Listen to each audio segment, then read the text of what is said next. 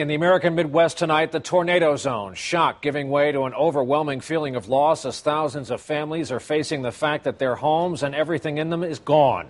That includes entire towns. You are looking now at one of the hardest hit areas after the storms, Moore, Oklahoma.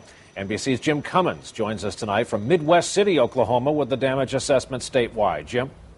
Brian, authorities now believe the cost of this storm could be as high as $1 billion. And late today, the medical examiner said the death toll could go much higher. As I indicated, we have more than 100 missing person reports that are unaccounted for at the present time. Today, the survivors began to pick up the pieces and assess the damage. Oh, you found the Christmas tree? All right. They want to talk about living through a tornado with top winds of 300 miles per hour. They say it doesn't sound like a train. It does. It sounds like a train. Rip. Job. But then, there is this realization. Why us? We have no house.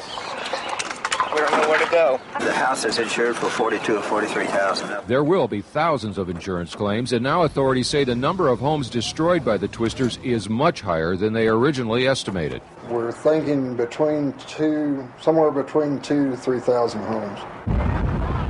Weather experts say their readings show the big twister traveled about 80 miles from where it formed and then carved a 19-mile gash through one of the most populated areas in Oklahoma. And the search for survivors goes on. No one else has been found alive, but nobody else has been found dead. Today, one fire department official said there is only an outside chance that anybody else will be found alive in the rubble. Most homes in this part of the country are built on concrete slabs.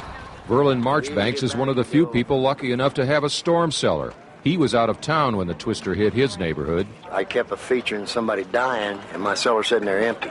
But his neighbor, Delma Whitaker, jumped in the storm cellar after her son, Philip, convinced her to do it. They took cover just 2 minutes before the tornado hit. He opened the cellar door and looked out, and he said, "Mama, you don't have a house." And then he come on and where he could see his house, and he said, come back, and he said, "Mama, I don't have a house either." I would have been dead. You think so? Yeah. Because, see, right there was my living room. When she told me that they got in it, that just took a load off my heart.